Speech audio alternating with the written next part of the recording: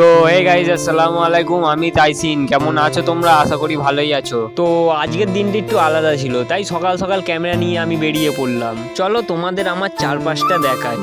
ভাবলাম আজকের দিনটা তোমাদের সাথে আমি একটু শেয়ার করি। তো আমি চুলটা একটু সেট করে নিলাম, সেট করে টুপিটা পরে নিলাম, পরে নিয়ে এবারে আমি বেরিয়ে পড়ছি রাস্তার উদ্দেশ্যে।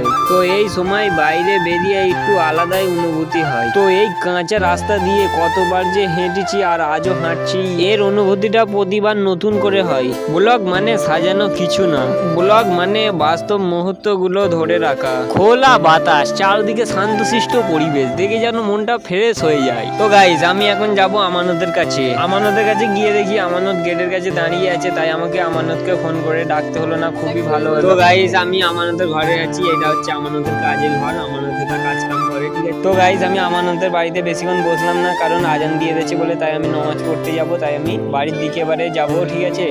বাড়ির দিকে যেতে যেতে আমার সাথে হঠাৎ ছোট ছোট বাচ্চাদের সাথে দেখা হয়ে গেল। দেখো, এই বাচ্চাগুলোর হাসি আসলে আনন্দ।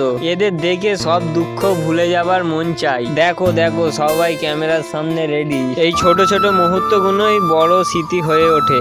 আজকের ভিডিও আমরা এখানেই শেষ করছি। তো ভিডিওটা ভালো লাগলে লাইক করো, পাশে থাকতে চাইলে সাবস্ক্রাইব করো।